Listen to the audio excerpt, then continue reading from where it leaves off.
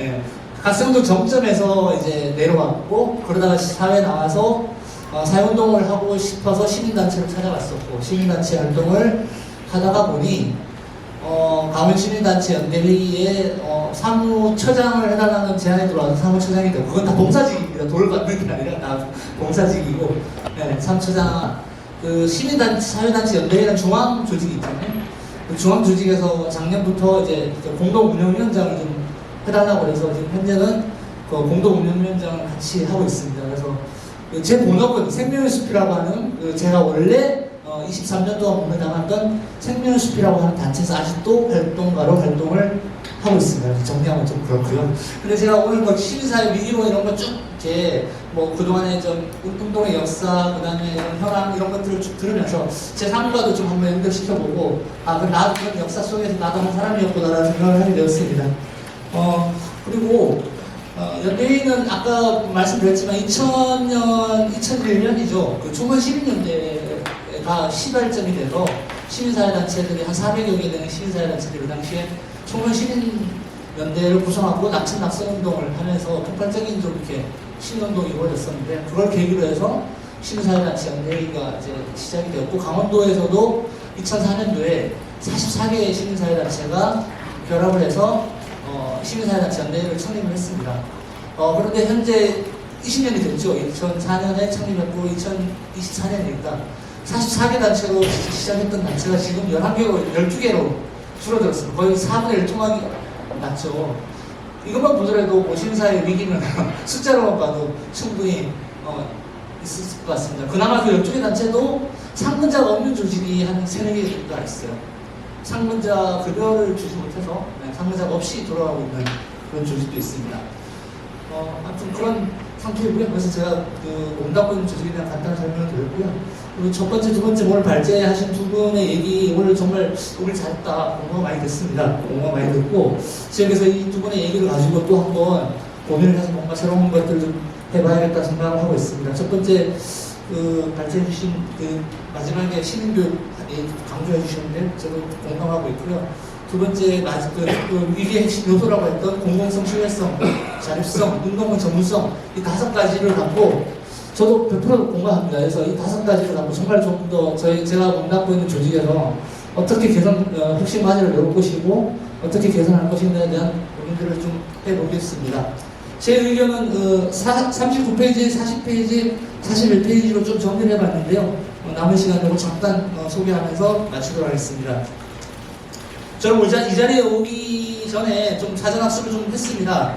시민사회 조직에 대한 개념을 좀 찾아봤고요. 그래서 정리를 해보니까 시민사회와 시민사회 조직이라고 정리를 되어 있는데, 제가 시민사회 조직은 제가 이거를 강원도 그 조례, 그 시민사회 활성화 조례가 그 2020년도에 이제 의원 발의가 있었는데, 좀 유명무실하죠. 발의만 해놓고 아무것도 지켜지지 않고 있고요. 실제로. 그래서 그 당시 2021년, 22년 각 지자체, 지방정부들마다 시민사회 활성화 조례가 막 긍정적으로 좀 제정이 되었었습니다. 거기에 보면 시민사회 조직의 개념을 시민공익 활동을 하기 위하여 설립된 공익법인, 자활기업, 마을기업, 비영리법인, 법정기부금단체, 비영리민간단체, 사회복지법인, 사회적 기업, 소비자단체, 소비자생활협동조합, 자원봉사단체, 협동조합 등이 있는 거였습니다. 거의 어마어마한 시민사회라는 범위가 이렇게 많이 있다는 것을 좀 알게 되었고요. 그래서 제가 좀 강원도청과 각 지자체 홈페이지 좀 들어가서 그 강원도권만이라도 좀 현황을 좀 파악하려고 막 찾아봤어요. 그때만 이게 일괄적으로 지자체마다 정리가 되어 있는 게 없고 부서별로 이렇게 등록된 단체가 막 이렇게 무슨 강원도 같은 경우는 부서별로 자기가 관리하는 단체들이 다 있더라고요. 그래서 비영리 민간단체 등록할 때 그 부서에 등록을 해야 되니까, 그래서 그것들이 통합적으로 이렇게 뭔가 데이터가 나오고 정리되어 있지 않더라고요. 그래서 이런 게 있으면 혹시 교수님 그런 게 잘 정리되어 있는지 모르겠는데, 있으면 좀 보여주시면 고맙겠습니다. 제 능력으로는 도저히 못 구하겠더라고요. 그래서 아무튼 이런 조사와 실태조사부터 먼저 좀 이루어졌으면 좋겠다는 생각이 듭니다. 그리고 제가 또 오늘 얘기하고 싶은 거는, 문재인 대통령과 20대, 21대 국회에서 시민사회 활성화 관련 입법 추진을 많이 했었어요. 근데 다 실패했죠. 결국은 하나도 못했는데, 그때 이제 좀 시민사회 활성화 관련 법안 3개가 있었는데 3개가 그거였죠. 시민사회 발전 기본법, 민주시민교육지원법, 기부금품법. 이 3가지가 핵심 법안이었습니다. 이게 어쨌든 저희가 그 시민사회가 많이 위기에 빠져있고 발전하려면 뭔가 제도적 뒷받침이 되어야 된다라는 어떤 공감대가 형성이 되었었고, 그래서 이런 그런 기반을 마련하고자 이런 3가지 법안을 추진했는데 아직도 이게 아직 통과가 되지 않고 있습니다. 그래서 이번에 22대 국회에서는 꼭 좀 이게 압도적으로 의견수가 많지 않습니까 지금? 좀 됐으면 좋겠어요. 물론 또 대통령이 거부권을 또 행사할지도 모르겠지만 20대, 21대 실패했던 그 3가지 시민사회 활성화 법안들을 꼭 좀 통과할 수 있게 좀 여론 형성이라든가 어떤 그 여러 가지 그 전문가들 뭐 이렇게 포럼이나 이런 걸 통해서 좀 압박을 좀 했으면 좋겠고요. 그래서 아무튼 두 번째로 제가 하는 시민사회 활성화 관련 법안이 꼭 추진되었으면 좋겠다. 22대 국회에서는. 그리고 세 번째는 제가 이제 시민단체 활동을 하다가 이제 지역 뭐 강릉 시민사회단체연대회 활동하다가 강원도 시민사회단체연대회 하다가 지금은 중앙 공동 운영위원장까지 했는데 이게 쭉 3가지 단계를 거쳐가면서 이렇게 쭉 보고 보니까 이제 중앙이라고 하는 수도권의 시민사회단체들을 작년하고 올해 제가 많이 접하게 됐어요. 그래서 제가 느낀 게 아까 김기현 토론자님이 말씀하신 지방 열악하다는 걸 제가 진짜 많이 알았고 정말 지역의 소멸이 지역 시민사회의 소멸도 또 이어지겠더라 이런 생각을 했습니다. 그래서 이거에 대한 대책은 좀 여러 가지가 있는데 그 뒷부분에 조금 말씀드리고 싶어가지고 제가 드리고 싶은 게 좀 있습니다. 아무튼 지역 시민사회가 상당히 위기입니다. 이제 지역 없는 중앙만 덩그러니 남는 시민운동이 될지 모르겠다는 긴박한 아주 긴장감을 저는 갖고 있습니다. 몇 년 전인가요? 그 청년재단에서 그 NGO 청년 일자리 지원 해갖고 그 인턴 지원 사업이 있었어요. 수도권에만 집중되고 그 지원자들이 지역에는 수십 프로 지원자가 없어서 못 썼어요. 그런 것들만 봐도 이게 수도권 집중, 운동조사도 수도권 집중이었다라는 사실을 보고 참 제가 좀 뭔가 이게 개선책이 필요하겠다는 생각을 했었습니다. 그리고 우리가 시민운동에 위기 얘기하는데 기회도 있다고 저는 생각합니다. 그래서 5가지 정도 제가 정리했는데 어쨌든 현재 시민사회 공익활동에 대한 사회적 인식이 많이 개선되고 있고요. 그 다음에 공익활동 지원에 대한 사회적 공감대도 형성되고 있습니다. 그리고 시민사회가 오늘도 보시면 알겠지만 자기 혁신과 성찰에 대한 부분들을 지속적으로 해나가고 있고 실제로 이것을 가지고 여러 가지 실험들이 몇몇이 안 돼서 진행이 되고 있고 그 성과들도 나오고 있습니다. 이런 것들을 한번 우리가 눈여겨봐야 될 것 같고요. 그 다음에 기업이나 이런 그 사회적 활동, 사회공헌 활동들이 계속 지금 ESG 경영 이런 걸 통해서 많이 활성화되고 있다는 것도 있고요. 그 다음에 온라인 기반이 장점과 단점이 있겠지만 저는 장점을 주목하고 싶습니다.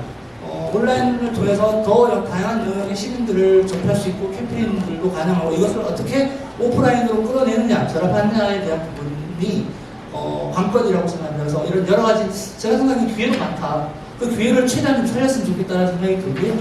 그 다음에 그래서 좀 정리를 하면 제가 몇 가지 좀 제안을 드리면 첫 번째 얘기했던 대로 22대 국회는 꼭 그 시민사회 활성화 관련 법안을 제출했으면 좋겠고 그 다음에 시민사회 현황과 조사와 관련된 연구들을 좀 통합적으로 해서 그래서 그 결과를 토대로 통합적인 지원 방안을 좀 마련했으면 좋겠다는 생각이 들고요. 그 다음에 단체 활동과 지자체 업무의 협업이 필요하다는 게 필요한데요. 지금 예를 들어서 뭐 사회복지와 관련된 뭐 시민단체가 있으면 그 사회복지 관련 부서가 있지 않습니까? 각자 따로 놀아요. 뭐 여기에서 좋은 활동을 하고 있는데 여기서 그 지자체는 전혀 정보를 모르고 있고 뭐 그런 것들이 있습니다. 그래서 이 지역에 참 소통이 잘 안 된다는 생각이 드는데 그런 것들을 잘 매칭하면 시민사회 활성화에도 좀 도움이 되겠다는 생각도 있고요. 그 다음에 지금 현재 지역의 단체들 중에 상근자 1인 조직들이 상당히 많습니다. 그 1인이 회계도 봐야 되고, 뭐 세무도 봐야 되고, 회원 관리도 해야 되고, 엄청난 많은 일을 해야 되는데, 그러면 이것들을 좀 그 상근자들의 업무를 지원해 줄 수 있는 플랫폼이라든가 지원 체계들이 좀 필요하겠다. 그 상근자들이 정말 운동에만 열정하고 싶은데, 막 그 영수증 붙이고 회원 전화번호 발행하고 이런 업무에 빠져서 운동을 할 수가 없어요. 한 명이 있는 중심으로. 그래서 이런 것들을 지원할 수 있는 회계 업무, 그런 플랫폼 요즘 같은 걸 많이 나오지 않습니까? 지원하는 IT 뭐 여러 가지 지원들도 많이 나오는데 그런 것들을 좀 이렇게 지원을 해서 지역의 좀 열악한 시민사회단체들이 좀 모아서 뭐 이렇게 뭐 여러 단체들 모여서 뭐 회계를 뭐 누군가 이렇게 봐준다거나 이게 뭐 이렇게 여러 가지 이런 지원할 수 있는 것들을 좀 협업 체제를 만들어 주었으면 좋겠다. 그 다음에 기부문화 활성화와 관련해서 그 제가 보니까 지역 사람 기부제 기부 문제가 있더라고요. 그런 거와 마찬가지로 열악한 지역의 공익활동 단체들을 지원할 수 있도록 뭐 지역사랑 뭐 NGO 기부 문제 뭐 이런 거 같은 거 만들어서 좀 내가 정말 지역에 난 좋은 단체가 있는데 거기 지원하고 싶다라든가 해서 지정 기부도 할 수 있고 그런 것들을 국가나 어떤 지자체에서 이런 걸 매칭시켜주고 할 수 있는 그런 활성화 같은 제도가 좀 꼭 필요하겠다는 생각이 듭니다. 그 다음에 제가 또 고민하고 있는 건 공익활동과 기본소득 지원금 제도가 좀 필요하겠다. 우리가 지금 기본소득 계속 사회적 이슈가 되고 있잖아요. 그래서 지금 농민들은 농민 직불금제, 살림은 또 살림 직불금제로 약간 이루어지고 있습니다. 또 하나의 영역인 이 공익활동가들이 자기만 제일 중요하다고, 제일 심각한 문제라고 얘기를 주셨지 않습니까? 기본 소득이 어느 정도 지원이, 아까 인턴처럼, 뭐 이렇게 약간 한 50만 원, 100만 원 이렇게 지원이 되면, 나머지 그 단체에서 좀 더 지원이 되면 그 활동가가 좀 안정적으로 활동할 수 있는 데 도움이 될 수 있을 거라는 생각이 들어서, 저는 공익활동가 기본소득 지원금을 좀 도입했으면 좋겠다. 이런 아이디어를 좀 냈고요. 네, 이상 제가 내용들을 좀 정리했던 내용들을 발표했습니다. 감사합니다. 운용위원장께서는 지금까지 몇 가지 말씀을 해주셨습니다. 시민사회 운동이 오히려 기회가 될 수도 있다라고 하는 상당히 긍정적인 점을 말씀해 주셨고, 그리고 공익활동 활성화 지원 사업에 대한 몇 가지 제안해 주셨는데, 그 중에 보면 시민사회 현황 조사와 지원 방안 연구라고 있는데, 사실 뭐 저는 지금 현재 시민운동 정보센터 제가 이사장으로 있습니다. 혹시 아실지 모르겠지만 우리 시민운동 정보센터에서 1997년에 한국민간단체 총연이라고 하는 거 매년 발간했었고, 그 다음에 또 한국시민사회 연단도 몇 번 그동안 발간했었고, 또 한국시민사회 운동 20년사까지도 발간했었는데, 그동안 뭐 전혀 그런 활동을 못하고 있습니다. 아마 이것이 지금 현재 시민운동 위기에 대한 하나의 현상을 나타내고 있는 게 아닐까 그렇게 생각되고 있습니다.